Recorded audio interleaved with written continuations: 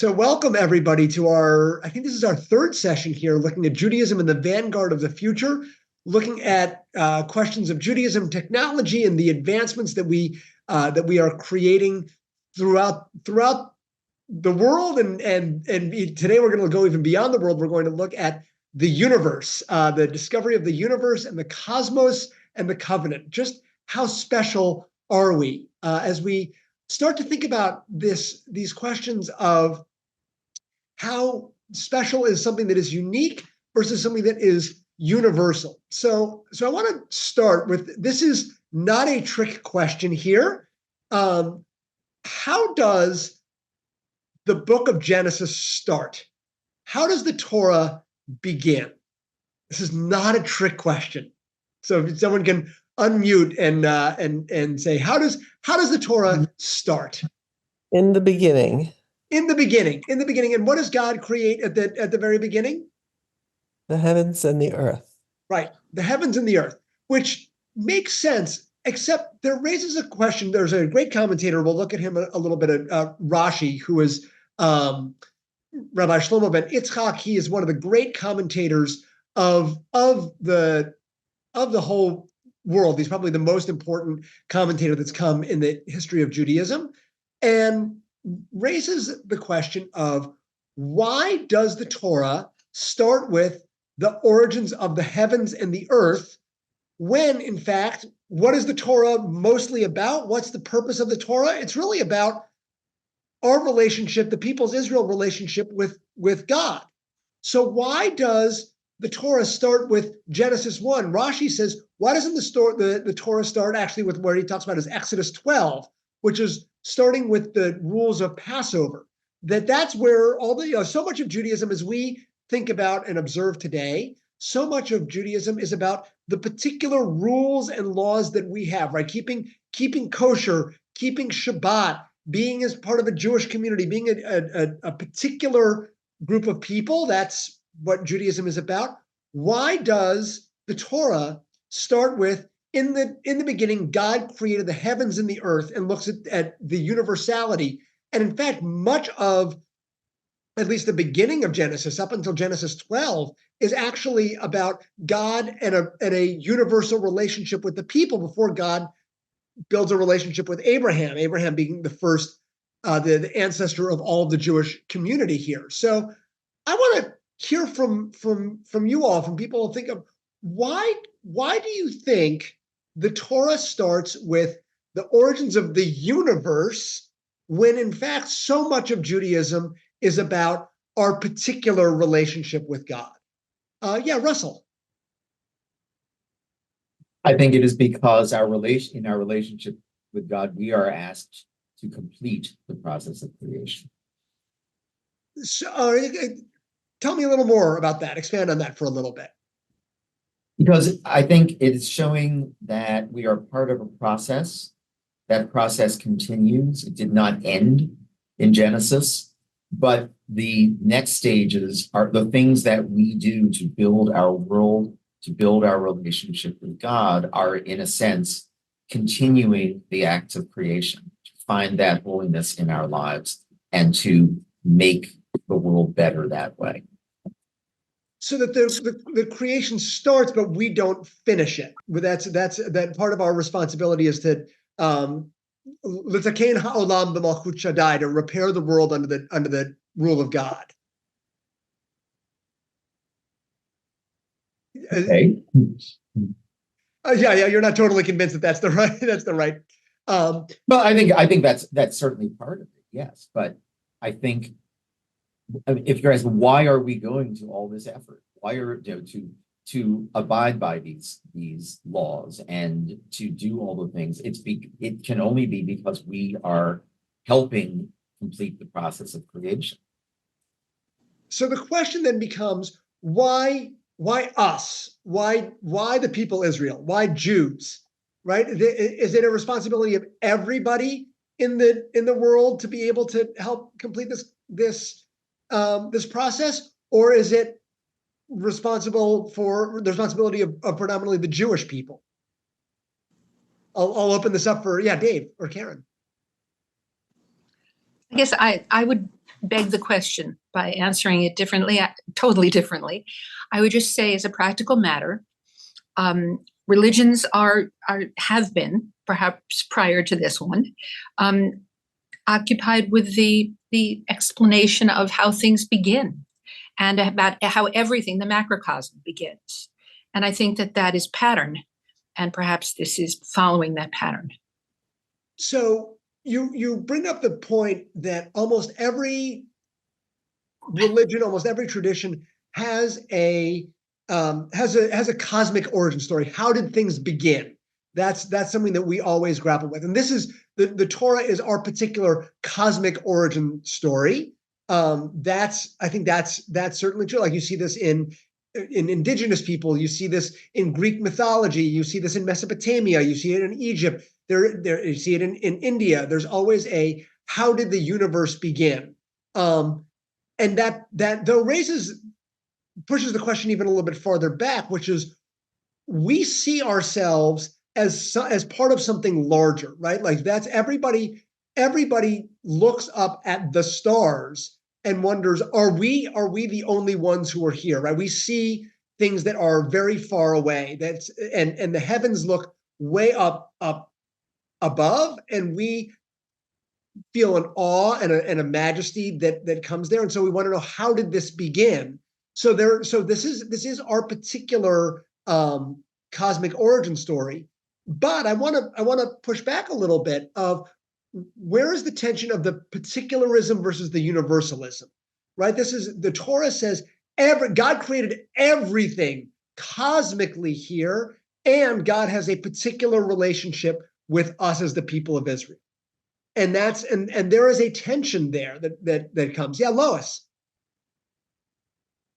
I think that the book of Genesis is like setting the stage for the rest of the story, to give the reader the idea of what happened so the story can continue.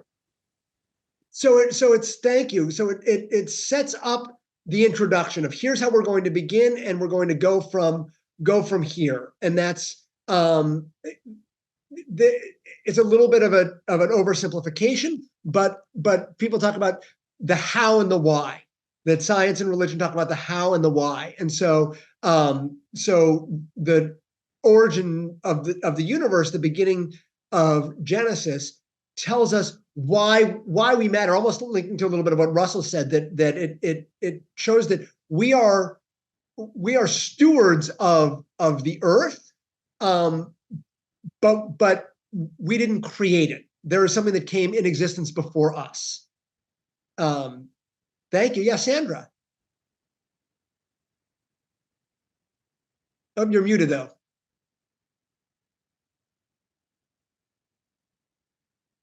I'm not sure if this makes sense or is referable precisely to your question, but I think as a human being, we live in our flesh, in ourselves, in the here and in the here, about which the story tells us. At the same time, we also are living in the universe, in the celestial world, in the, what's the word? Higher power. Mm-hmm. And the book is telling us about our being in both of those worlds. Now you're asking why the Jewish people are chosen. I think it goes back to, this is who we are. And this is my story because I'm born a Jew. And so it makes it part of my being a universal, in the universal, on earth and beyond. I don't know if that's approaches clarity or your question. So you bring up an important point, which is that we have to situate ourselves in a particular family or a particular community before looking at the universal nature of this. And I may have quoted this before. I'd say this line a lot, that it's quoted from a lot of different people. I like to quote it from Charles Schultz, who's the creator of the Peanuts comic strip, who said, "I love humanity. It's people I can't stand." It's very easy to be able to love humanity without actually loving the people in front of us, and without going too much into the conversations of happening after October 7th. I think this has been one of the challenges, right? Where there why liberal Jews are grappling with always with the question of Israel and questions of how it relates with human rights and its relationship with its neighbors here, that there is a universal element of everybody is created in the image of God and has these certain rights. And there's also, this is my people. This is the people that I'm connected with. And so I find that it's very easy to be able to talk in the abstract of everybody is created in the image of God and everyone deserves rights, and like that's wonderful. But how do you actually interact with the people in front of you, and how do you relate to the people that are closest to you? And that's, as I think it was it Stalin's line, which is one may not be Stalin, but one death is a tragedy, a million deaths is a statistic. It's very easy to be able to think about the universality of everything. Harder to look at the particularity, or it's very easy to look at the particularity and not look at the universality. And so when we're thinking about the origins of the universe, I think the Torah is trying to be able to say, this is our unique story. This is our family. This is a story about who we are, and it is part of a larger story that comes in the context of a cosmic narrative here. It is both of these things. This is why liberal Judaism has always been a little bit of a challenge, because it's had to thread that needle of caring about the people closest to you, supporting the Jewish community, and that's been something that's been needed for a long, long time. And then as Enlightenment thinking developed and said there are universal human rights, everyone is endowed with their creator with certain inalienable rights. There was a movement towards universality, but that has come throughout history here. So before I pause, I'm just going to hear any last thoughts before I want to move to a couple texts, to start to look at a couple texts here.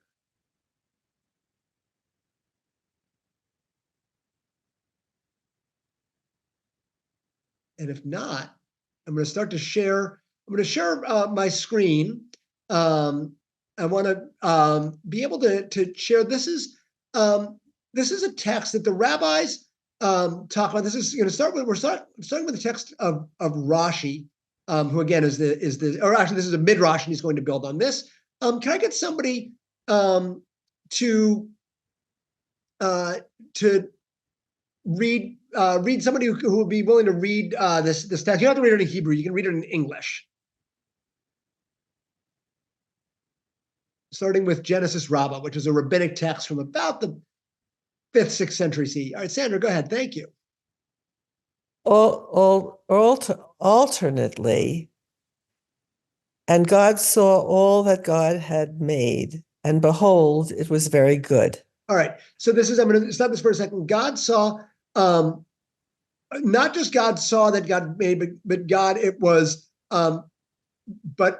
but God saw all that God had made, and behold, it was very good. And then what often happens in rabbinic literature, they start with a text from way on the other side of the Bible. This is from Ecclesiastes, which is something that we read on Song of Songs. Sorry, on Sukkot rather. So on Sukkot. So it's much later in the Bible. Can I ask you a question about sure. the repetition of God? Yeah, about the definition of God? No, the repetition. Oh, yes. Was this is this a translation of some kind that makes it politically correct? In other words, you don't have to use the pronoun? No, I try, yes, because I tend to not see God as he or she. So I tend to use God as a repetition. Oh, you did this. You were. Yeah, I think this is probably from JPS. I may have edited. I can't remember if I made this, but yes, this is translators will often do this, and I try. And if the copy doesn't make that change, I usually make that change Thank you. Thank you. in my document. Yep. All right, Sandra, go ahead. Rabbi Kankuma began, God brings everything to pass precisely at its time. How do you say his name, Rabbi? Tanhuma. Kankuma said, the world was created at its time. The world was not appropriate for creation before this. All right, so I'm going to stop here. What does this mean here? God brings everything to pass precisely at its time. The world was created at its time. It wasn't appropriate for creation before this.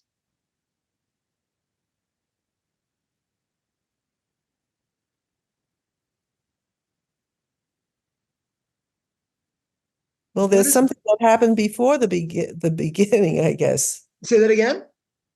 There was something, the word beginning is in the beginning of the creation of the world as we know it. Yeah. But before that, there was the cosmos. So the world was created at its time. Mm-hmm. Cosmos existed, and then the world was created. And Right, that's the story. So although here, so this is also yeah, Judith, go ahead, and then I'll go in. Yeah. Well, from my memory or from stories, there was chaos before. There was this tohu vabohu, and I think this emphasizes how God is in control of everything, and it was at this time, specifically the right time, because this is what God chose, because things were a mess beforehand. Mm-hmm. It emphasizes the control of all. God is in control of all, and chooses the right moment. So the idea of what's called creatio ex nihilo, creation out of nothing, that's more of a Christian idea, and that's more of a Greek idea. As you started to say that it says at the beginning of Genesis there was tohu vavohu. There is something that existed before the world was created, and there's a variety of different words that we're going to look at this word of olam that's going to come up.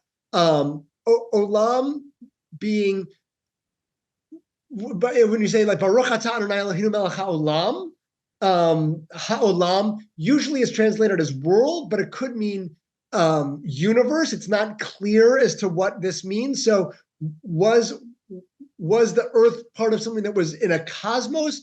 And again, because when the authors of the Torah were writing this text, they didn't know if there was life on other planets. They didn't know what existed outside of our little cosmic neighborhood of the earth here. So you're bringing up this important point that there is something that existed before the world was created, and it wasn't quite ready yet. It wasn't fully baked. There were the elements were there. There was tohu vavohu, and there was something here, but the world wasn't ready to actually come into existence. So Sandra, can you keep reading here from this? Rabbi Abahu said. Rabbi Abahu said, from this we learn that the Holy Blessed One was creating worlds and destroying them, until God created these. So God. So the text is saying, and we're going to see another proof text of this, that the idea is that the world itself wasn't ready, but God was creating them and destroying them, creating and destroying them, creating and destroying them. Go ahead. God said, this is good for me. Those are not good for me. Oh, he said, this is good for me. Those are not good for me. Right. God saw all God had made, and behold, it was very good. And then he quotes another reasoning of Rabbi Abahu explains. Are we up to Rabbi Pinchas? Yeah, Rabbi Pinchas explains. Yep. Explained Rabbi Abahu's reasoning. And God saw all that God had made, and behold, it was very good. This is good for me. Those are not good for me. So it goes back to the idea of like God saw all that God had made. God had created everything that God had created and destroyed and created and destroyed and created and destroyed until God found the one that was good. This was good. So as we're thinking, when we're going to talk in a couple of minutes about all the work that's happening in terms of astrophysics and being able to find life on other planets and other planets here, they did not know, the rabbis did not have the James Webb telescope. We're going to see pictures from the James Webb telescope. The rabbis did not have the Hubble telescope. They didn't have Galileo's telescope. They had their naked eye. And yet at some point recognize that there is something unique about the way in which life is created on this earth. They are grappling with this question of, is there life on other planets? Are we special? Is this earth unique and special? And how do the rabbis answer this?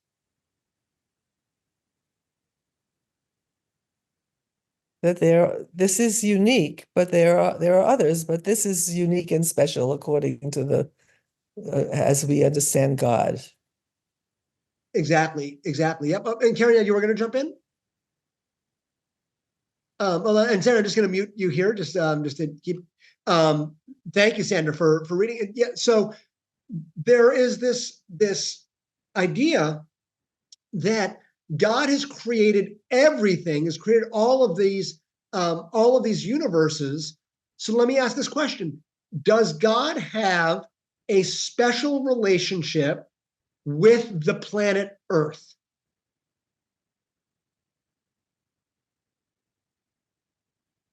And if you can raise your hand here. I'd love to hear some other voices as well, people who are thinking about this.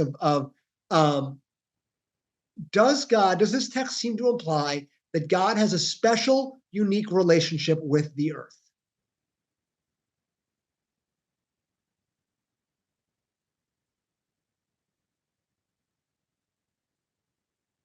Well, I'll jump in. It says, this is good for me and those are not good for me. So I think it is a special relationship.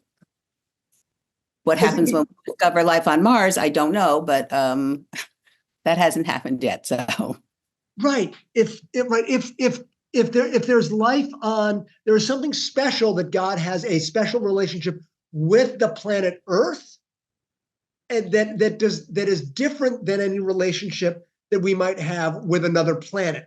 I think that's a great point here. Thank you, Linda. Other voices would love to hear. This is a complicated question, I know. Yeah, Russell, go ahead.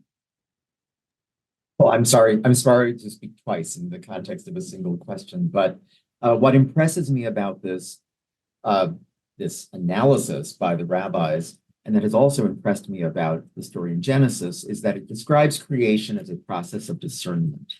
We see that in most of the days of creation, especially the early days, God is separating things, separating light from dark, separating water from land, separating heaven from earth.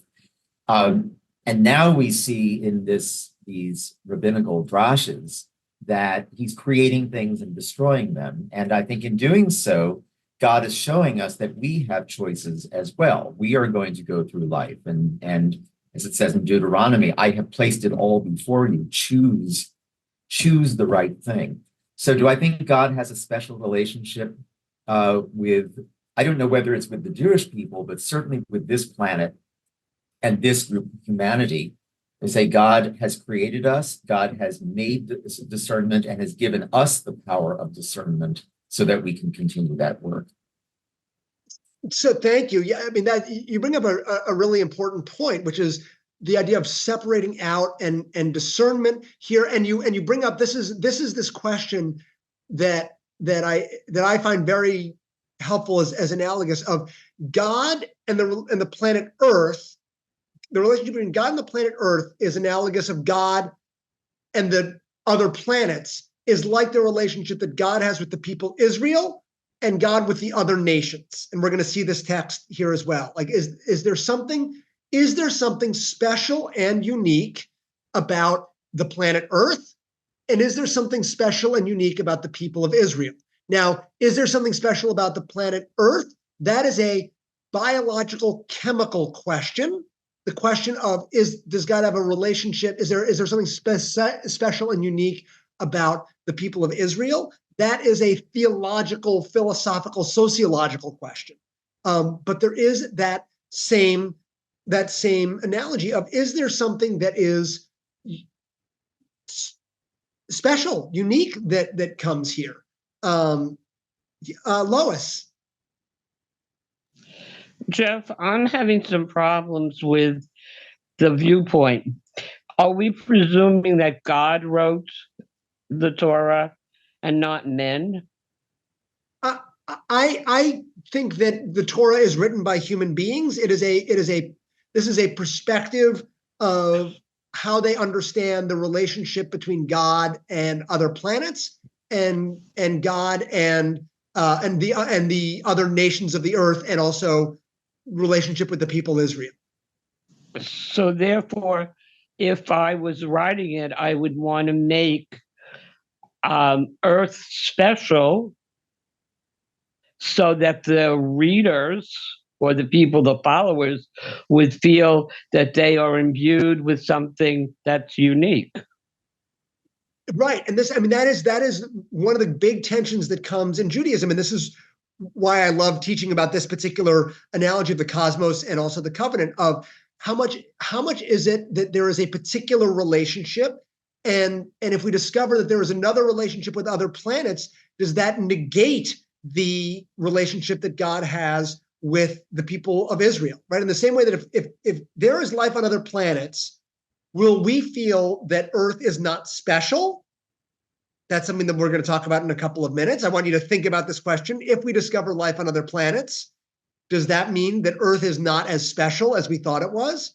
In the same way, as God has a relationship with the people of Israel, does that negate relationships with the other nations of the world? So I want you to I'll let you think about that. Rob or Aaron, I'm not sure who's going to jump in, but well, it's kind of a little bit of both of us, because we were discussing how if you view this as like a poetic representation of how we actually got to this place from a scientific standpoint, it's such a beautiful way to describe it. The billions of years ago, when whatever you want to call this began, there has been lots of creation and destruction and explosions and worlds that were trying to be created, but just it wasn't the right time. The chemical reactions weren't the right ones. And then poof, magic, however you want to describe it, then the right chemical reaction happened and this whole process started. And, without having any idea that could possibly be what actually happened, they write this very poetic description of such. I want to respond to that in a second. And thank you. I think that's exactly right. And Rob, are you going to jump in as well? She said it all. Okay. She said. That is exactly right. I may have mentioned this. I do a lot of teaching, so I can't remember if I said this here or somewhere else, but I have always loved the Hayden Planetarium at the American Museum of Natural History. And I took my kids there. We've been there twice in the last 6 months or so. And I love the Cosmic Walkway. If you've ever done the Cosmic Walkway at the Hayden Planetarium, you walk through 13.8 billion years of the origins of the universe. And Aaron, your point is really well taken. The universe started 13.8 billion years ago. The solar system and Earth didn't come into existence until about 4.5 billion years ago. So there was 10 billion years of stars and chemical reactions of trying to be able to get the right chemical movement together. And then life actually started on Earth pretty quickly afterwards. The Earth started about 4.5 billion years ago. Life came onto Earth about 3.8 billion years ago. But life was simple life on the Earth from 3.8 billion years ago to about 500 million years ago. So it was another, close to 3 billion years of just simple single unicellular life there. And so it had to be all of the different chemical reactions that come into existence. And this is why a lot of people feel like and say, I don't necessarily agree with this theologically, but when we look at these questions, it feels like the universe is fine-tuned for life. That there is something that we had to have the right chemical reactions, the magnetism, all of these, solar radiation, being able to have the rockiness, being able to have the right temperature. There is a particular way in which life comes into existence that it feels miraculous. It feels unbelievable. And as we're going to see, my guess, if you were to ask me, is there life on other planets? The question is almost certainly. I would be shocked if there is not life somewhere else on other planets. Because life itself is relatively easy to be able to come into existence. What is much more difficult and much more complicated, and this is where we tend to conflate that there's a difference of life, of single cellular life versus multicellular life versus complex life that's able to have consciousness, to be able to have the consciousness, to be able to build the technology, to be able to reach out to other star systems, and then to be able to find us on Earth. That is a much harder question, right? Is there life on other planets? The answer is almost certainly yes. Has intelligent life visited us on America or the United States? That's probably no. But your point, Aaron, of this poetic take of that everything had to be exactly the right way to come into existence right now, that was what they knew at that time. It is a beautiful poetic perspective here. So I want to look at this is from Maimonides, from Rambam. Can I get someone to be able to read for us a little bit of all the stars and spheres? It looks like Karen, you're unmuted. Why don't you go ahead? What's she saying? Yep. You're not here. Yep. Who? Yeah, you, Karen. Yes. Okay, I didn't hear you. Okay. Mishnah Torah, Foundations of the Torah 3:9. All of the stars and spheres are beings endowed with a soul, intelligence, and understanding. They continue a purposeful life and are conscious of the existence of the one who spoke, and the universe sprang forth. Each and every one, according to their greatness and degree, extol and glorify the Creator, as do the angels. And to the extent that they recognize the Holy One, blessed is God. They also know their own selves and the angels above them. But the intelligence of the stars and spheres is lesser than the intelligence of the angels, but greater than the intelligence of humanity. Thank you.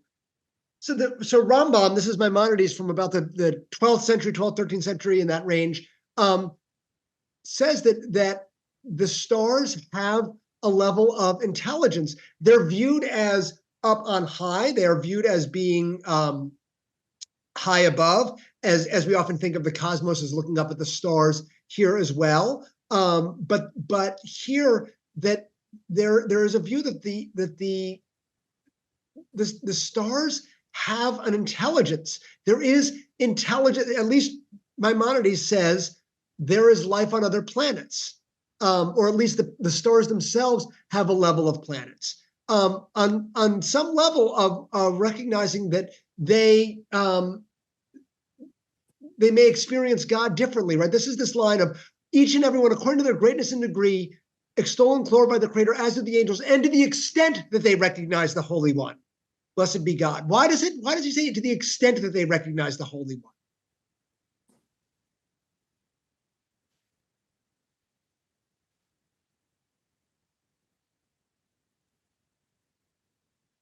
What's that phrase mean?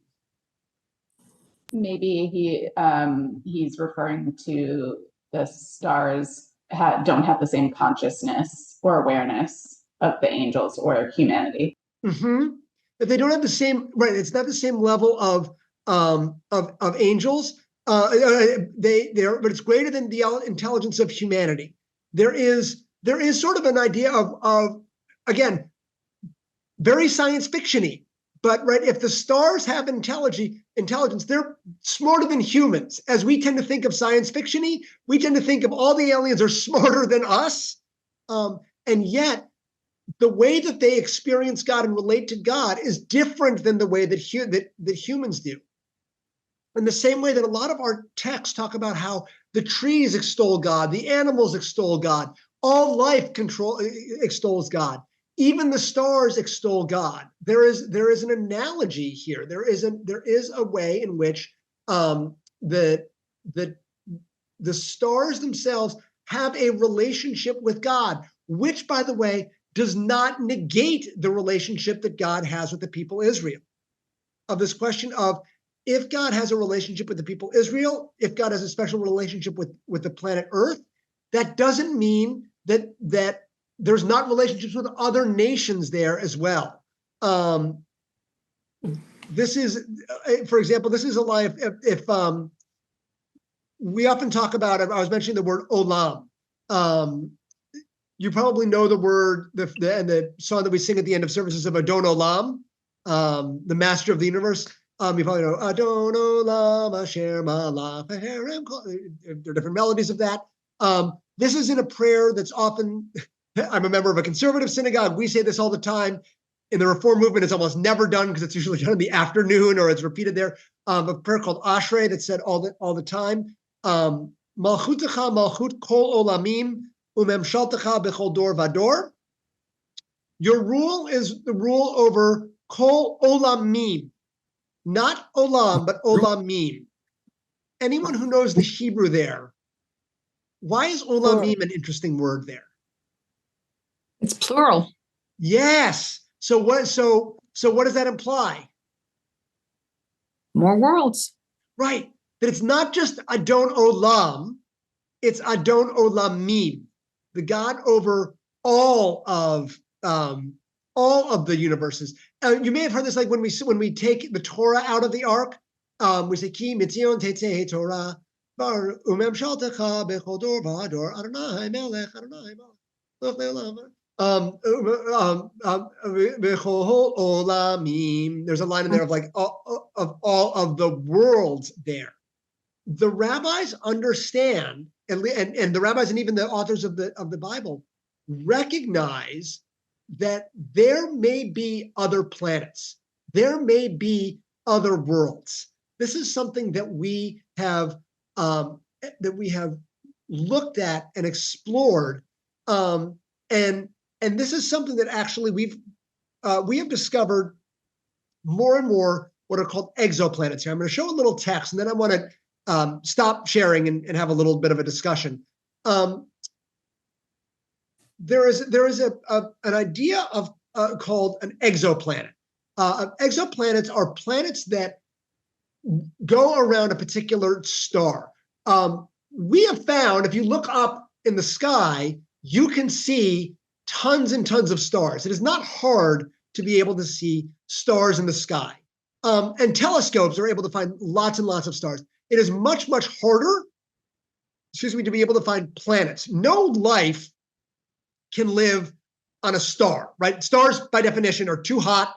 There's gas. You need to be able to have some sort of rocky substance, probably to be able to have some water on there. It is very easy, relatively easy to find stars. It is much harder to be able to find planets. Planets, partially because the star, when we look in our telescope, the light of the star is so much brighter that you can't quite see where the planet is. The star is also going to be significantly bigger than planets. You've got to be able to find all sorts of different ways. But over the last few years, scientists have been able to discover more and more and more exoplanets. So I'm going to show you this was from about 2 months ago, and I could have actually found even from from this month, although the numbers aren't going to change that much in 2 months.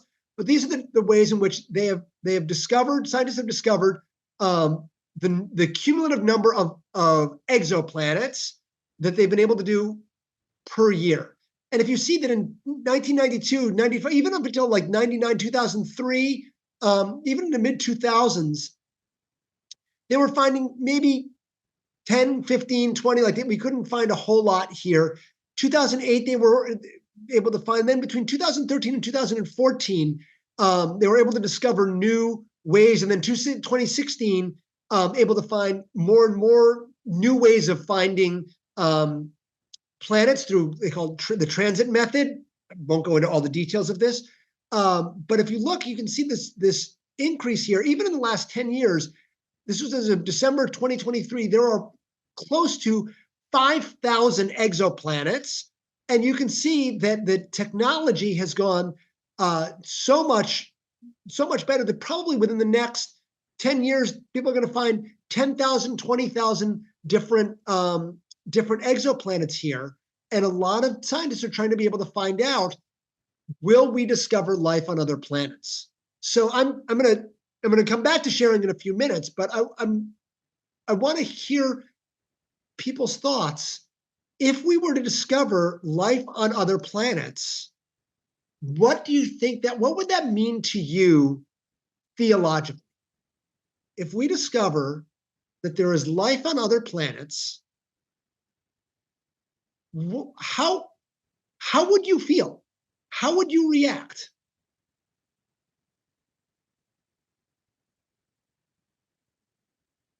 Because this is a question, it's not a question of if in my mind, it's a question of when we are going to discover life on other planets. I'm sort of hoping they'll need legal counsel. What do you mean?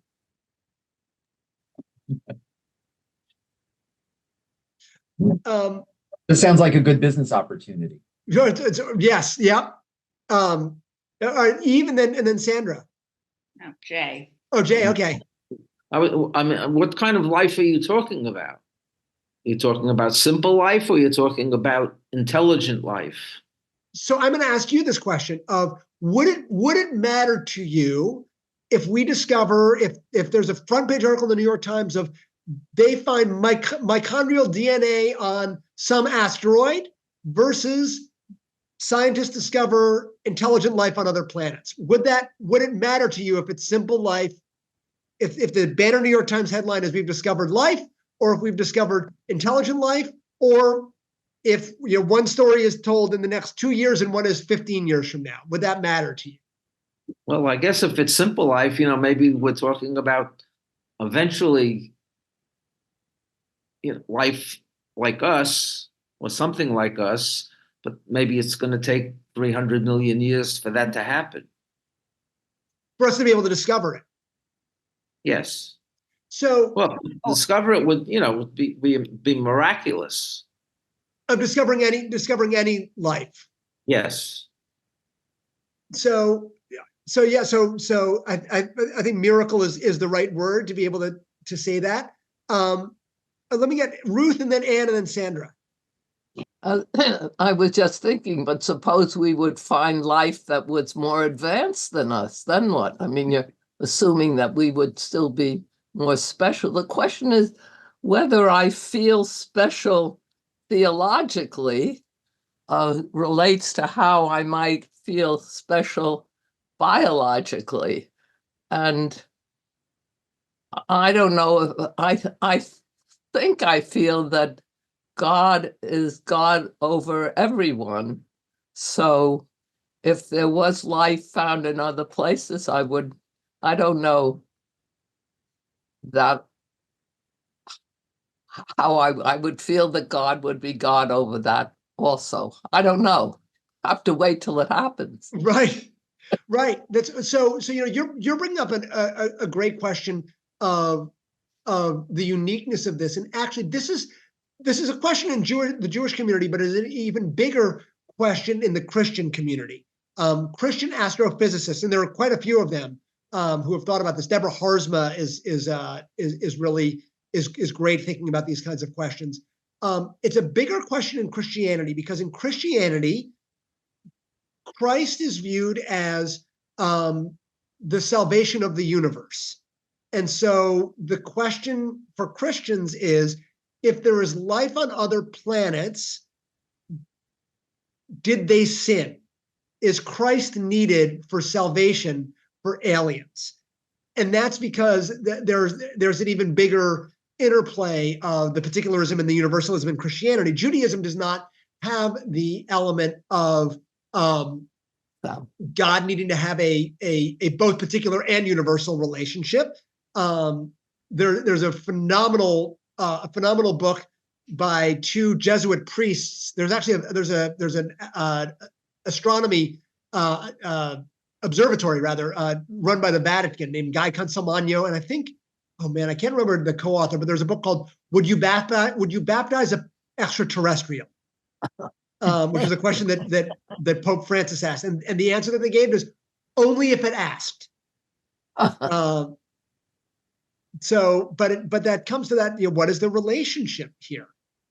Anne and then Lois, and then Sandra. Yeah, a couple of things. First of all, my personal feeling is that God created the Jews, us, but God created all human beings. So potentially the way I view it is that everyone on earth, all humans on earth, are potentially Jews or should be Jews, or if they choose to follow it. That's number one.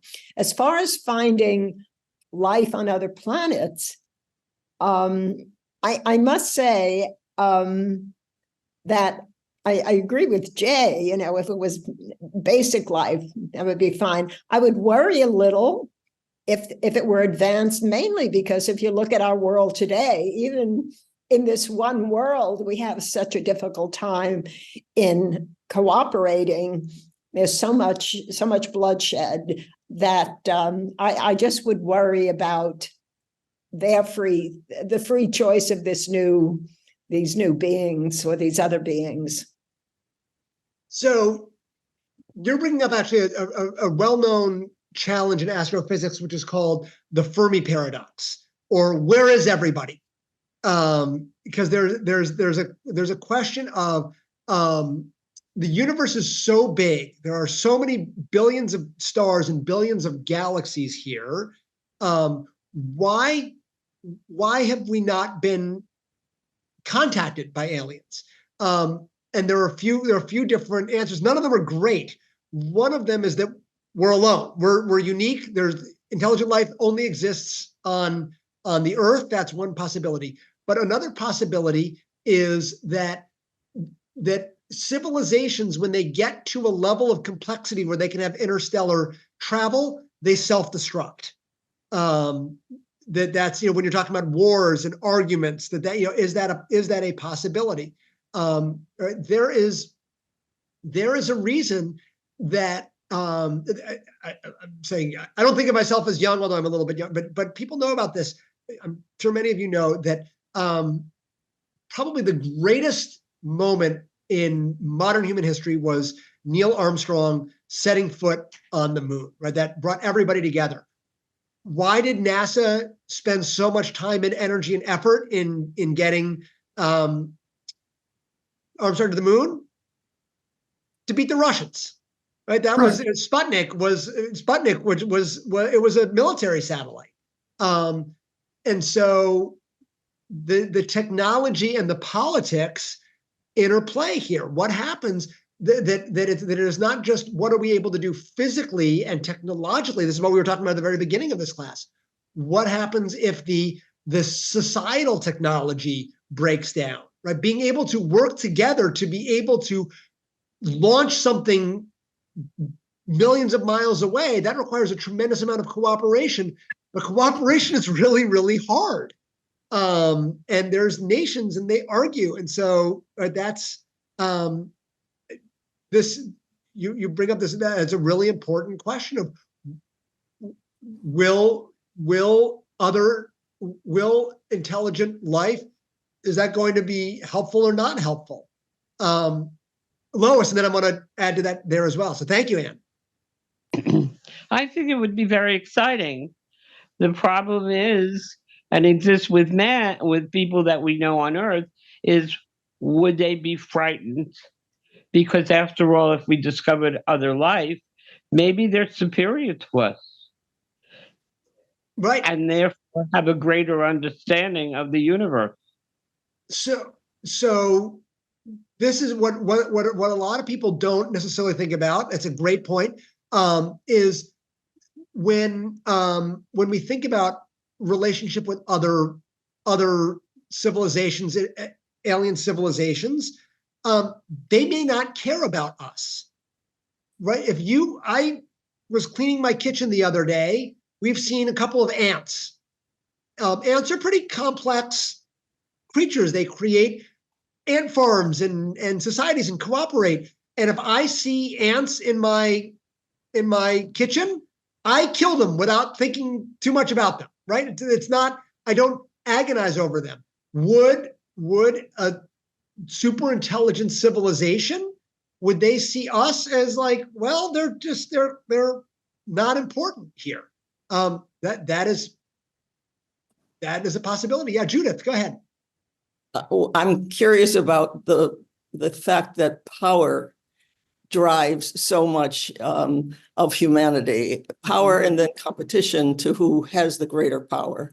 And that's within our intelligent way of thinking. It seems almost you would pass that same attribute to non-think, it's hard to know what we're talking about when we're talking about other intelligence or other power, other beings or anything that's alive. But I would worry about power, and how does that affect us? Mm-hmm. And power that's a great question, and that comes to this question we were talking at the very beginning of this class of, are we using technology or is technology using us? And again, if we think of technology broadly, what happens to other life on Earth? There's a thinker named Yuval Harari that I've quoted before. He wrote *Sapiens*. He wrote *Homo Deus*. He has a book for kids I've been reading with my 10-year-old and my 8-year-old called *Unstoppable Us*, which is how and why did sapiens end up taking over the world. And as he said, one of the things is, if we wanted to, God forbid, should we, but if humans wanted to, we could kill all lions today, right? If we wanted to, lions could stop existing, right? We were able to do that. Lions continue to exist in our society because we let them, right? We humans, again, as we think about all sorts of different, we try to protect endangered species here. We humans have so much power that we have altered the way in which the Earth works, and that's our ability to be able to work together, both in terms of the physical technology, but also the mental technology, the social technology, that we're able to that 200,000 years ago, 300,000 years ago, lions let humans live or not. It was up to the lions whether we would live or not. And that's because one individual human is not able to do much. But when we work together, that's what we're able to create. And that is, how much are we able to understand intelligence of other animals? We do not totally understand the intelligence of other animals, as the Talmudic description, kal v'chomer, all the more so, life that might evolve in another galaxy, in another, even within our solar system. Would life have evolved in different kinds of ways? So yeah, this is it.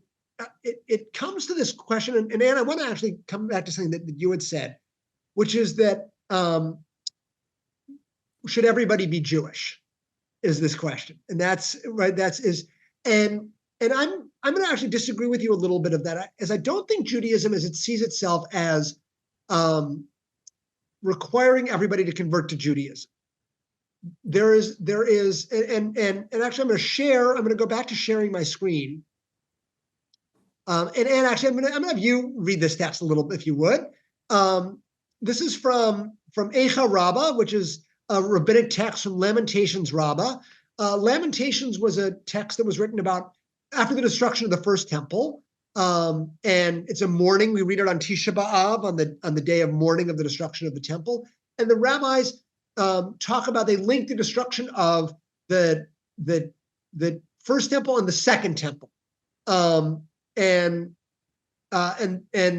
so they're giving a little bit of an interpretation here. So, Anne, would you read for me where it says her king and her leaders are in exile?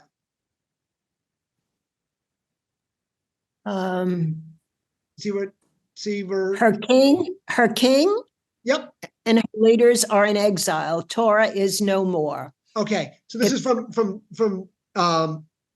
Lamentations of Eicha, where they're saying that Israel's king and her leaders are in exile. There is no Torah anymore. Okay. If someone should say to you, there is wisdom among the nations, believe it. See, it is written, I will make the wise vanish from Edom, understanding from Esau's mount, Obadiah 1:8. Right. So it says if there's wisdom among the nations, what should we believe?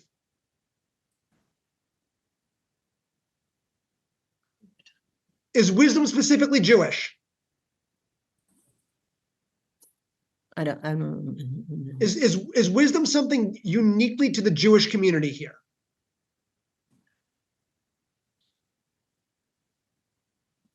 No, right? If someone says to you, there's wisdom in other nations, the people who are not Jewish, who are not Israelites, yes. How do we know this? Because it says, I will make the wise vanish from Edom. Edom was one of the opponents of Israel, connected with Esau.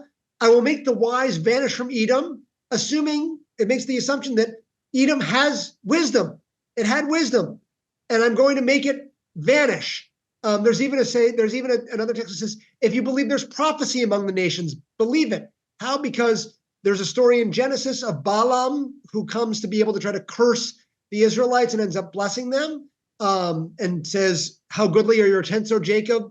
Balaam, there's prophecy among the nations. There's wisdom among the nations. You don't have to be Jewish to be wise. You don't have to be Jewish to have a relationship with God. You don't have to be Jewish to be able to have a relationship here. Everybody has wisdom. If you see it, it's everywhere. It is universal. But, go ahead, Sandra, if someone should say, there is Torah among the nations, do not believe it. As it is written, her king and her leaders are in exile. Torah is no more. So Torah, thank you, Ed. Torah is different than wisdom. There is a universality to wisdom. In the same way there is a universality of God, there is a universality of life. Almost every scientist believes that life is made up of basically the same stuff, and that life itself is able to come in its own way. That this is life is probably universal, but the way in which life manifests itself, the way life progresses on its own planet or in its own star system, that is unique in the same way that Torah is unique to the people of Israel. Torah is not just our teachings of how we relate to how we should live in this world. It is the unique contract that we have with God. In the same way that if you're partnered, if you're married, you have a special, unique relationship with your spouse, with your partner. You signed a contract. You signed a legal document. And then you signed a ketubah. And the rabbis even say the Torah is like a ketubah. Right? You have a particular relationship with your spouse, and you also have friends who are not your spouse. It doesn't mean that because you have friends who are not your spouse that you are cheating with your partner, right? Cheating on your partner. You are able to have a universal relationship with a friendship, but you have a particular relationship with your spouse. Or analogously, if you have children, you have a particular relationship with your kids. That doesn't mean that you don't have a relationship with other children or people that you work for or work with or mentor or teach in any kind of way. But there is a unique relationship, a particular relationship, and there is a universal relationship here. I'm going to pause here and questions or reactions or thinking about this the Torah and the particular unique relationship that we have versus the more universal relationship that we have either with God and the people of Israel or with God and other planets. That's fine.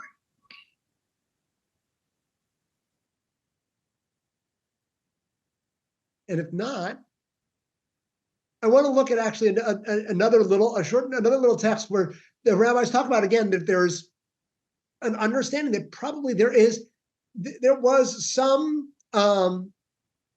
potentially some life on other planets where there was a relationship. This is we actually read this as the Haftarah a couple of weeks ago. I think it was actually this last week. This is probably, by the way, the oldest extant text from the Torah. This was a song from Deborah.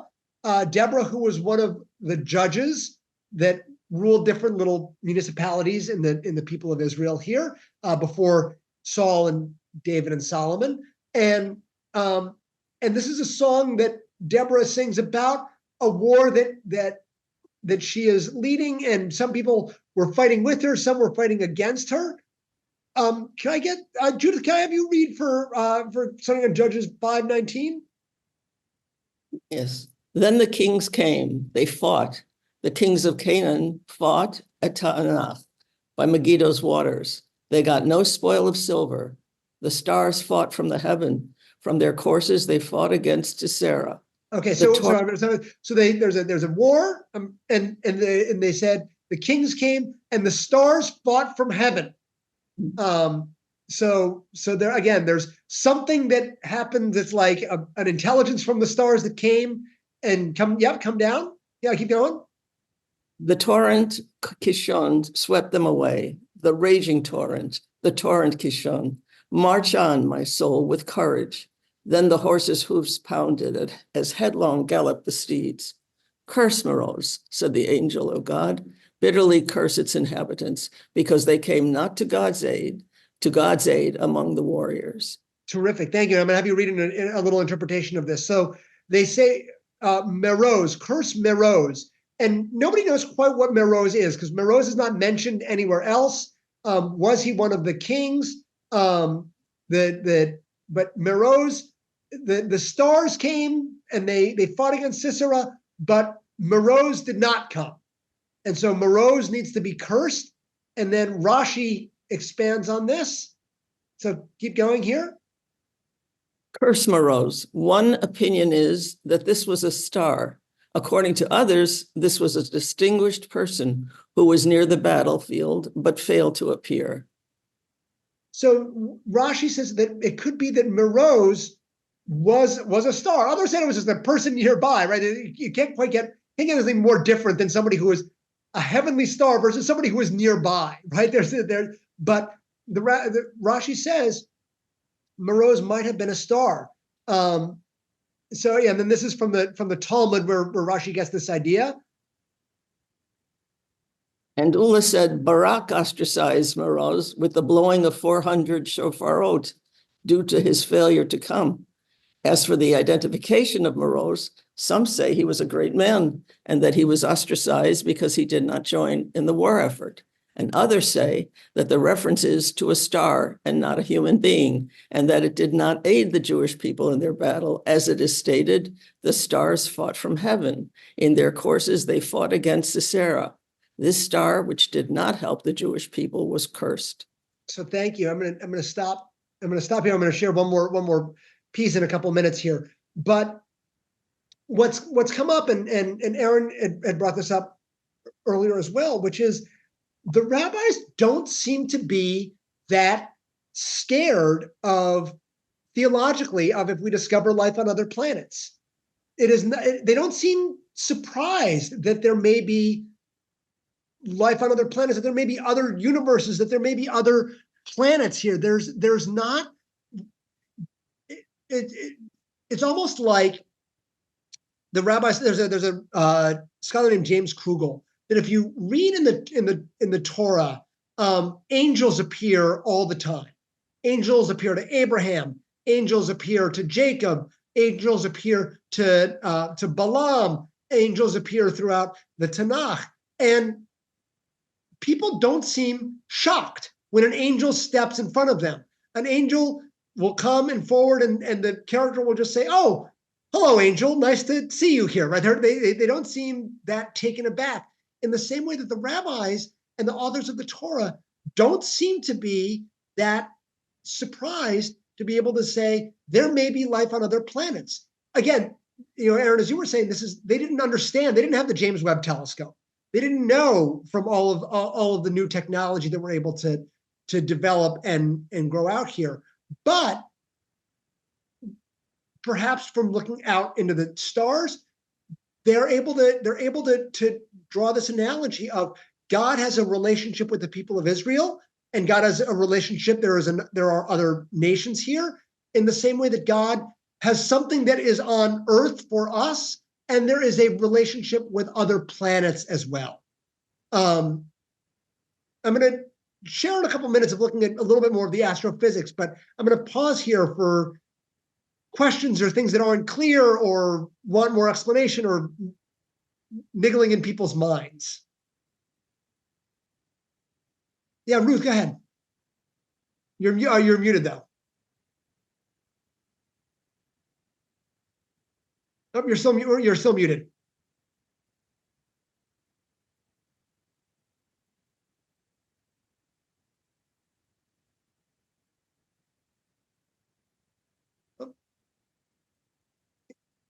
Let me come back to you, Ruth, in a second. As you say, here I am. Oh, okay, go ahead.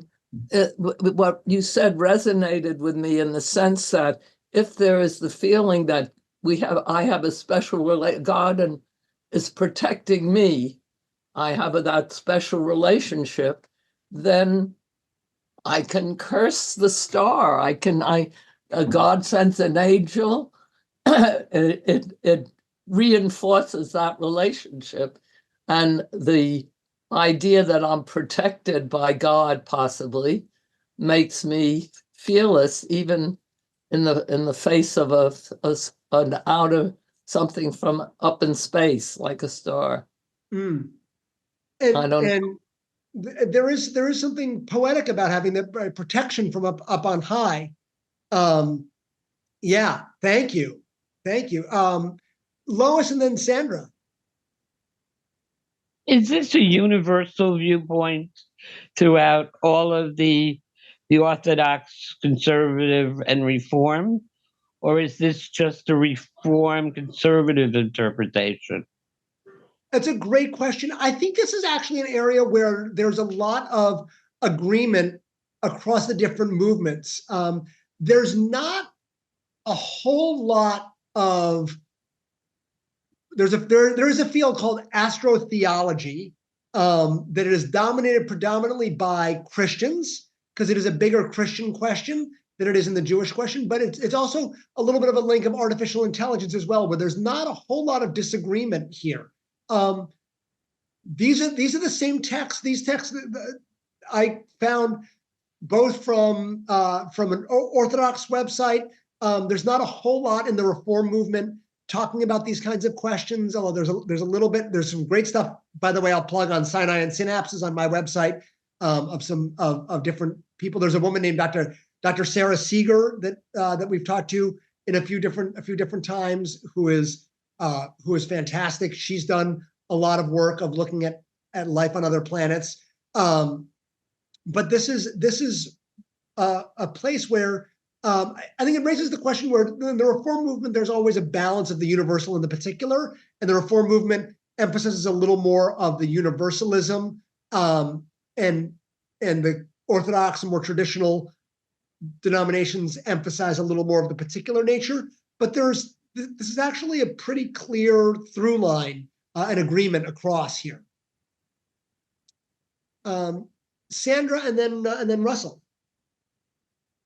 When I was little, I used to be very afraid when people talked about life on other planets. That's maybe because of how it's portrayed with this alien icon.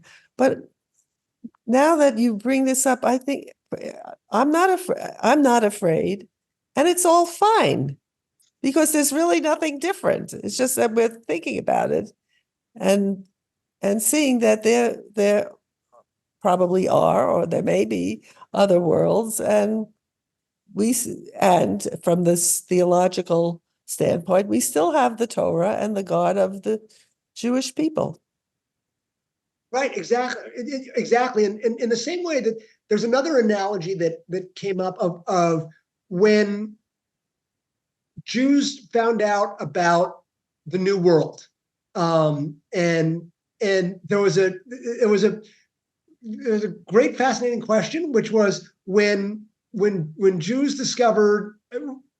Jews found out about animals in North America, the rabbis had to be able to discover were bison kosher, because bison didn't exist in Europe and Asia and Africa. Bison were animals that existed in America, and they were able to say, well, here's our rules of kashrut. It chews its cud, it has split hooves, it's kosher, right? They're able. When we discover other life, and again, this was why it's a different world of Christianity versus Judaism. The discovery of other people in the Americas was a big challenge in Christianity of, hold on a second, there were all of these people who didn't know about Christ and salvation. Well, we have to convert them, and if we don't convert them, we better kill them. That Judaism had much more of a live and let live kind of relationship. There's a special, unique relationship that we have with the people of Israel, and so does everybody else. That's why in Jewish tradition, there, as you may know, there's not much of a sense of heaven, but every rabbis talk about this. If everybody in the Jewish world has a share in what's called the world to come, the equivalent of heaven, but there's also called the righteous among the nations, people who follow the laws of Noah, because Noah was not an Israelite. Noah existed before Abraham, and these are 7 laws. The rabbis come up with 7 laws that are what we might say socially universal. Don't murder, don't steal, don't blaspheme, set up courts of justice, don't eat animals that have a lifeblood in it. And if you are not Jewish and you follow those rules, you have a share in the world to come.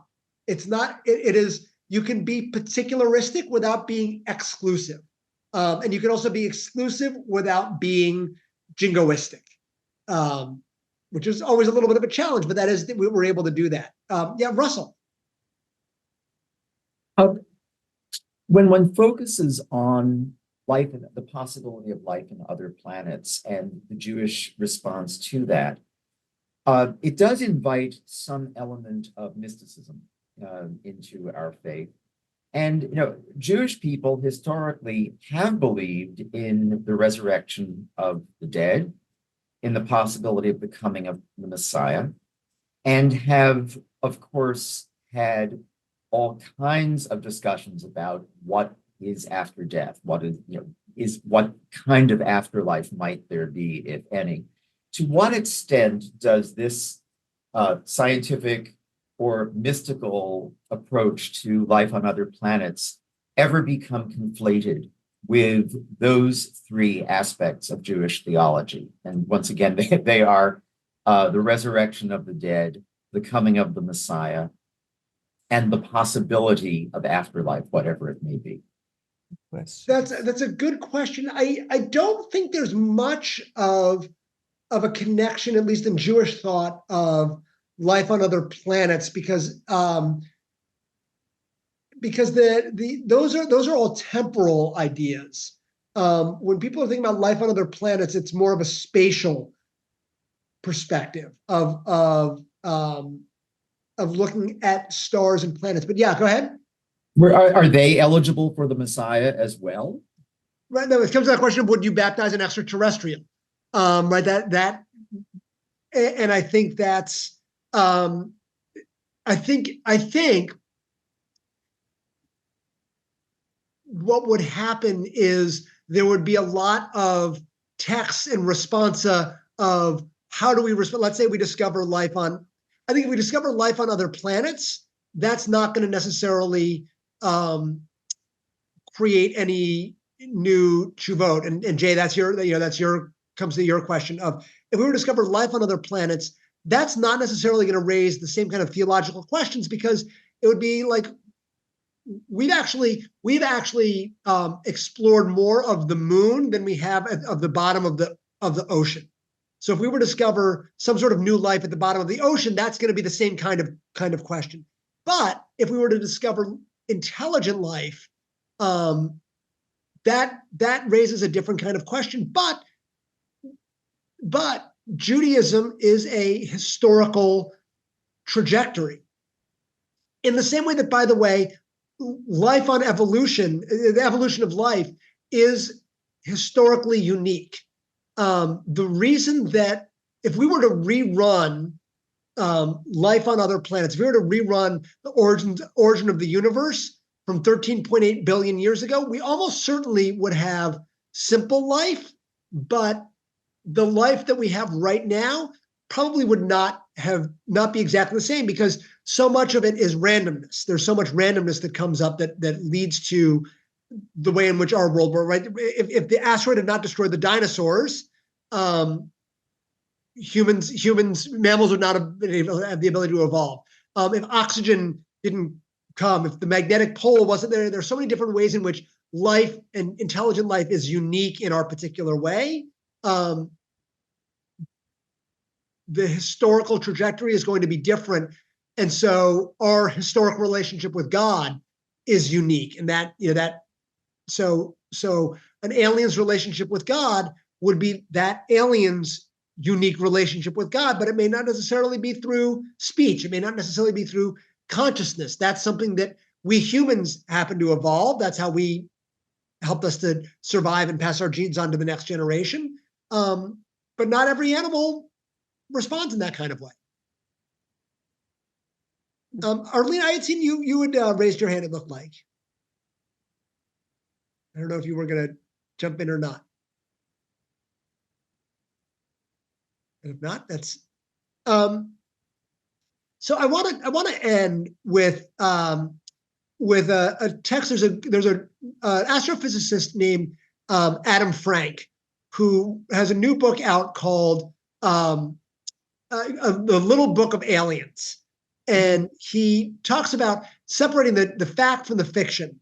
And he has this wonderful interview with the Templeton Prize winner named Marcello Gleiser, and asks this question: how do we discover it?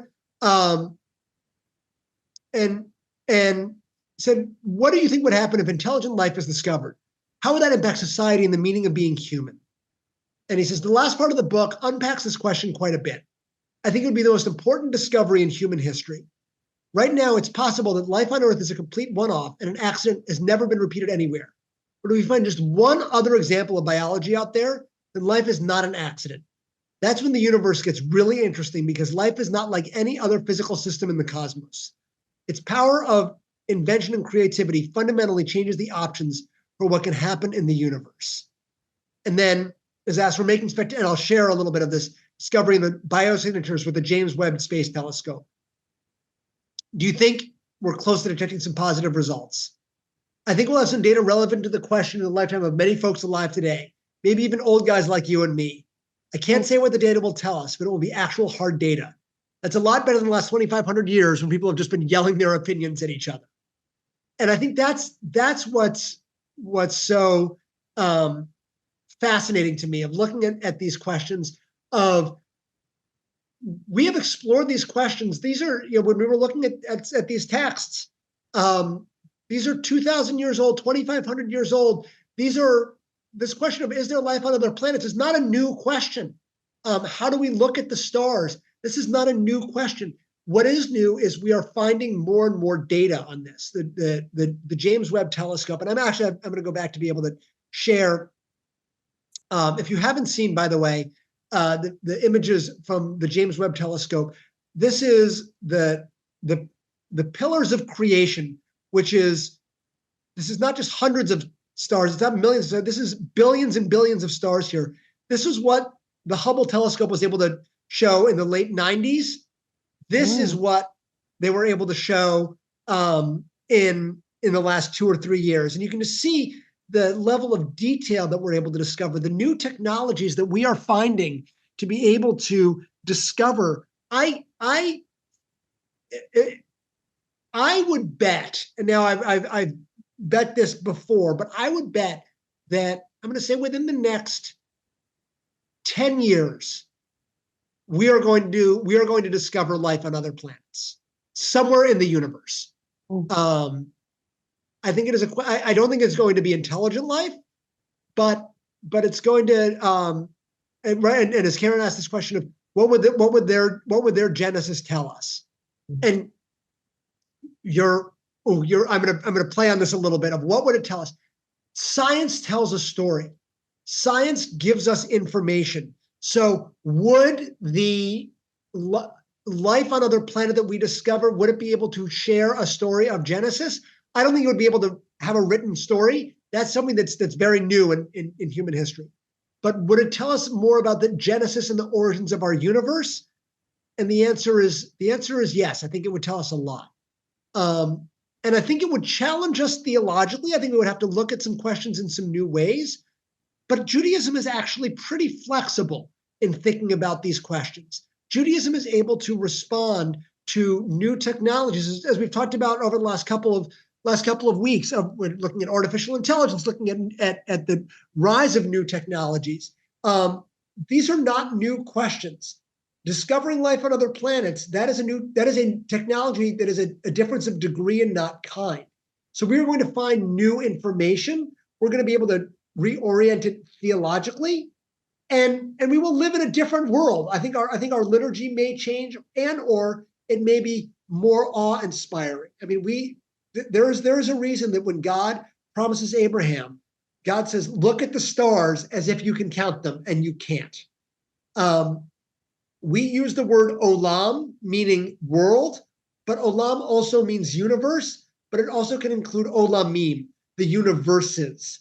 If we believe that God is universal, that God can have a relationship with lots of universes, I think that is very easy for God, because God is able to have as we say, there's a particular relationship that God has with the people of Israel, and God has a relationship with other nations that is different and unique. There is a universal element of where God is and a particular element of God.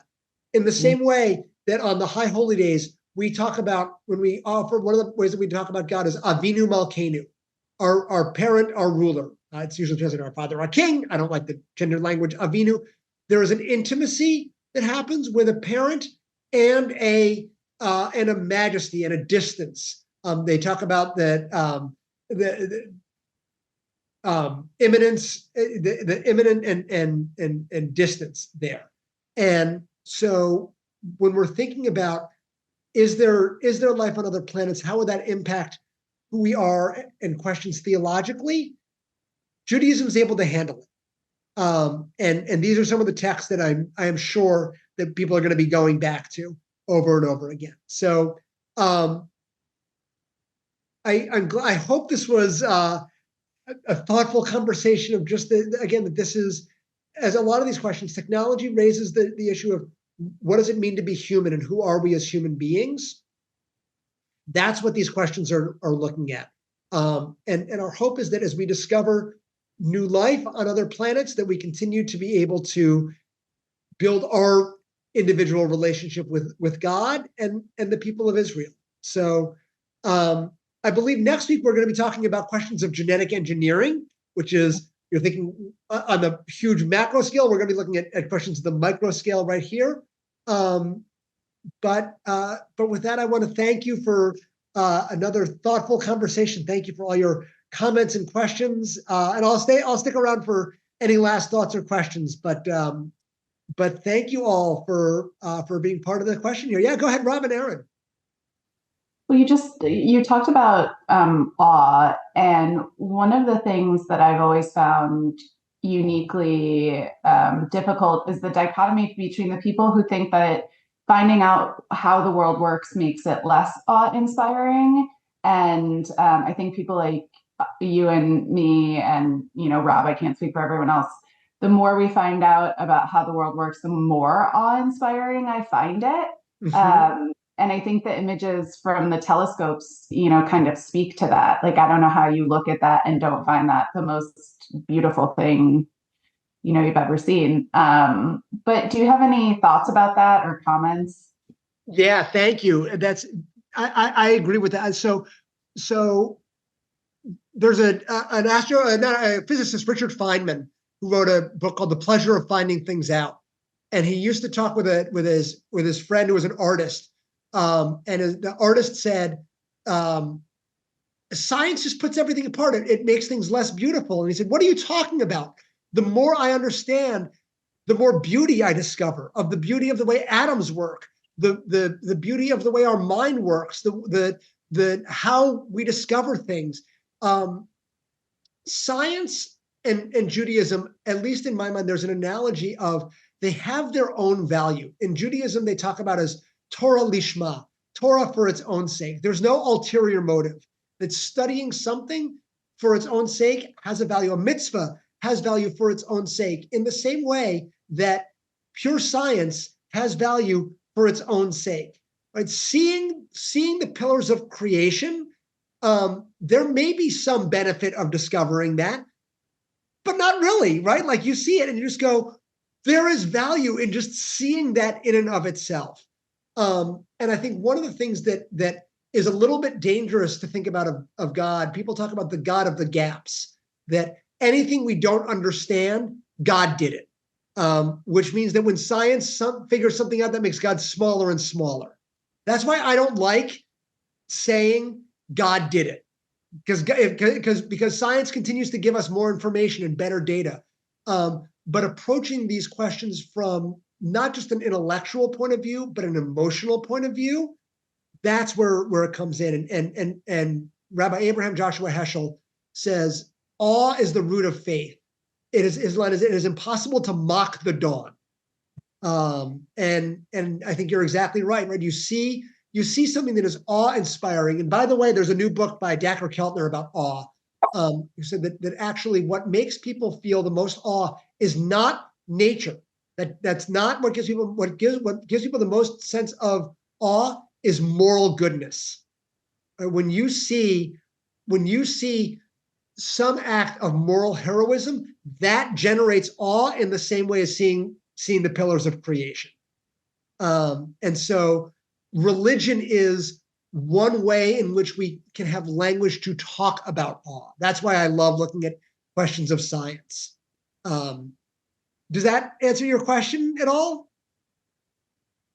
Yeah, I think where you said the God of the gaps, and that anything that science learns kind of shrinks God, is probably where a lot of people come from when they can't reconcile the two, probably.